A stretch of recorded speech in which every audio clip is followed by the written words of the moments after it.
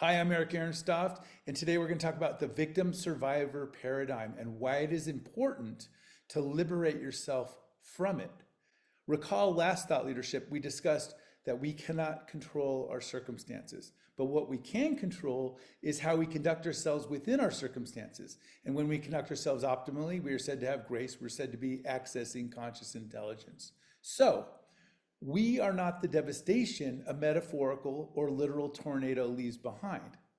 Well, but what of the destruction? An event or person who has harmed us? What about victimization? Well, many who do the self-work say, don't be the victim, be the survivor. I'm the survivor. But conscious intelligence invites you to consider, what did you survive? Victimization. You are still stuck in the victim survivor paradigm. And even if you are winning, like it is a game, you are still inside the game, participating in it. Perhaps you are winning, but you are still inside it. So, how do we extract ourselves from it then? Well, by prevailing over it. I'll get to that in a second.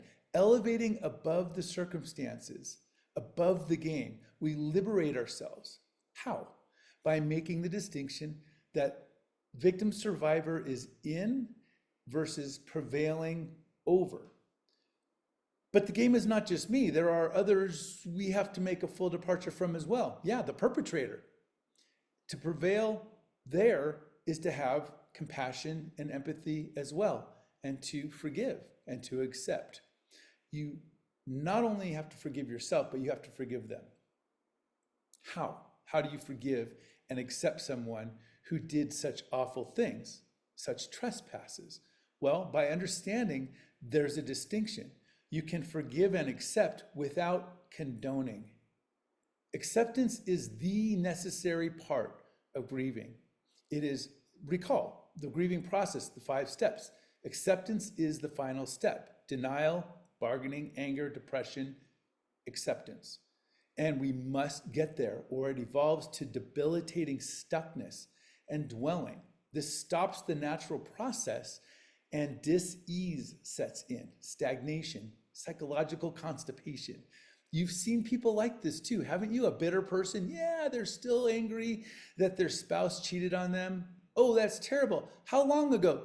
10 years ago. They're stuck. They're stuck in anger. Evolving through acceptance is paramount, the last of the 5 stages. If not, claws remain in you. This presents as resentment. And remember, resentment is like drinking poison, expecting the other person to die. Vengeance, revenge, hate, animus. These don't hurt them. It degrades and debilitates you. Prevailing over the circumstances, liberating yourself from the entirety of the victim-survivor paradigm and the circumstances that had nothing to do with you personally, that you had no control over. Remember that being in control is learning how to let go of the things that you can't control. The tornado intersected with your life and made a mess of your house.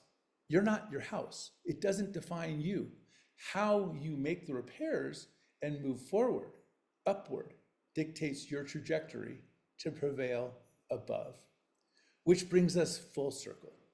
We are not our circumstances. We are not the devastation that the tornado leaves behind unless we allow it to be, or we don't know this distinction. We get to create what we carry inside of us, how we conduct ourselves, who we're being.